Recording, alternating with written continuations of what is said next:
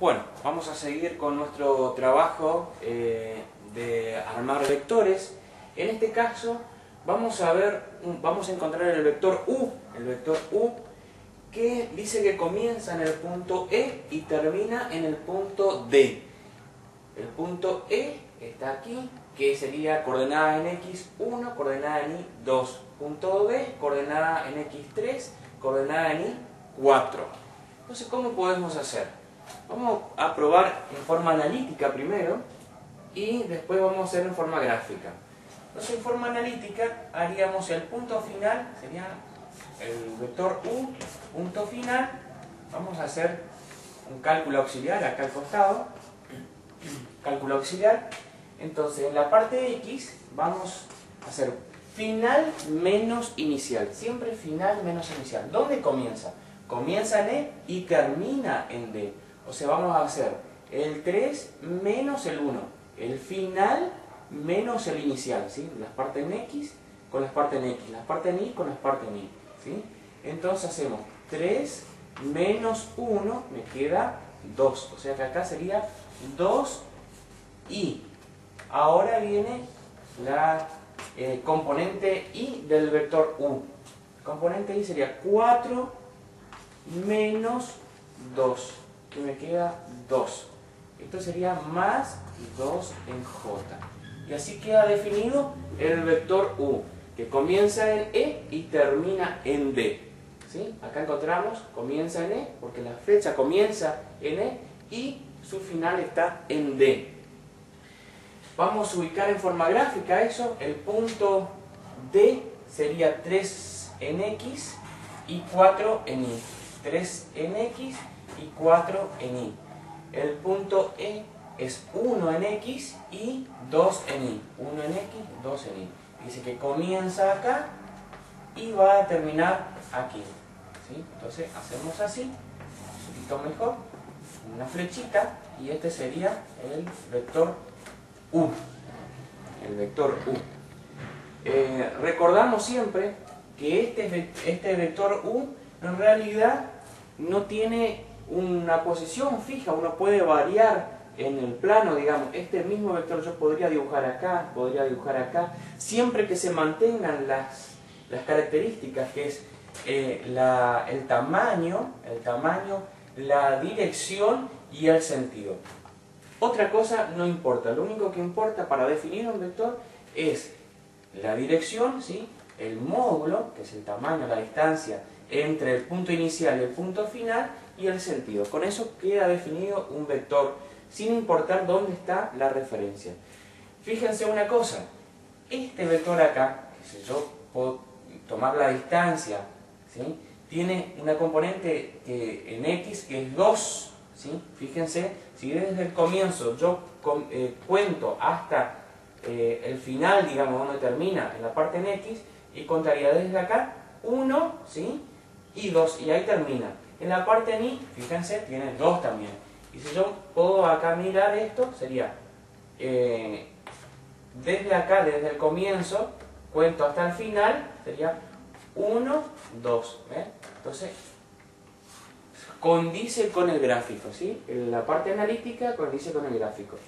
Veremos también este vector B para analizarlo. Fíjense que tiene coordenada 3 en Y y 1 en J. Yo cuento desde el comienzo hasta el final en la parte X y cuento, ¿sí? Hasta acá 1, 2, 3, ¿sí? 3 en Y. Y tiene 1 en J, o sea que desde acá yo cuento hasta desde el comienzo, ¿sí? Hasta el final en J y tiene 1, ¿ven? Analíticamente y gráficamente es el mismo vector.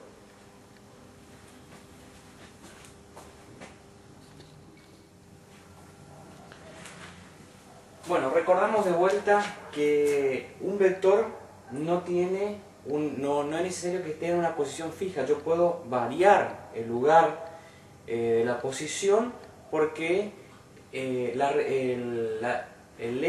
ejes son solo referencias, ¿sí? O sea que yo puedo tener este vector que está aquí, mientras yo mantenga las mismas características del vector, yo podría dibujar este mismo vector en este lugar o en este lugar, mientras el tamaño ¿sí? El tamaño, la dirección y sentido, que es la dirección de la flecha que se va para arriba o para abajo, se mantenga la misma, ¿sí?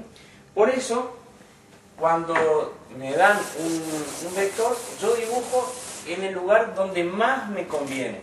Imagínense que le dan el vector V, que tiene 2 en I y 3 en J.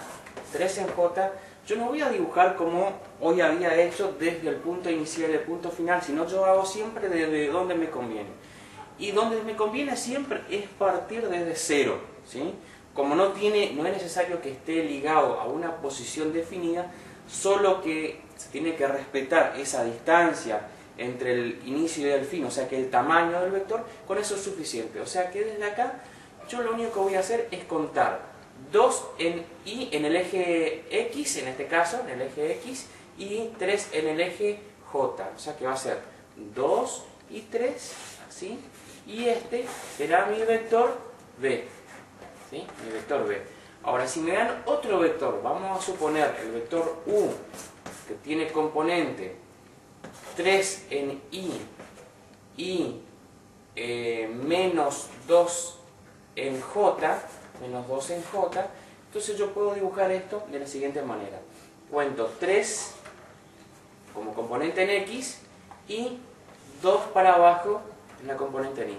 O sea que mi vector va a estar definido de esta manera. Este será mi vector U, con una flechita arriba. Estos vectores, que se puede considerar números especiales porque tiene 2 partes, se pueden hacer operaciones como hacer suma, resta, se puede multiplicar un escalar por un vector y vamos a ver algunas características principales sobre la suma y multiplicaciones, qué es lo que pasa cuando yo multiplico un vector por otro vector o un vector por un escalar, o sea, por un número cualquiera. En esta primera instancia lo que vamos a hacer es aprender a sumar 2 vectores. Uno de los métodos, que es el método gráfico, se puede dividir en 2, ¿sí? Un método que será el método del paralelogramo y el otro será el método poligonal. Vamos a ver primero el método del paralelogramo. ¿En qué consiste? En copiar ese mismo vector, vamos a poner el vector U, al final del otro vector, ¿sí?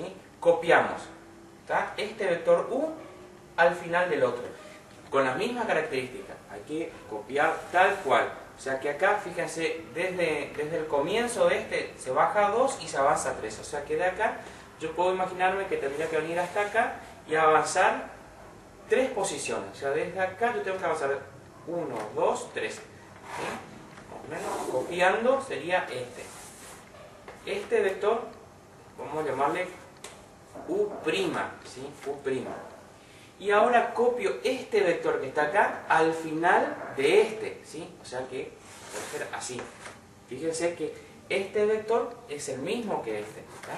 Entonces yo copio, este vector copio al final del otro y este vector copio al final de este, ¿sí? Este le vamos a llamar V', ¿sí? A este vector. Ahora, la suma de ese vector, el vector U, la suma del U más el V, más el vector V, es la unión del comienzo de los dos vectores con el final de los dos vectores. La suma, vamos a llamar resultado, ¿sí?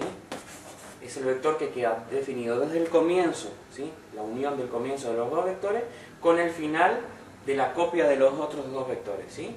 Entonces, ese sería el método del paralelogramo para calcular la suma de 2 vectores.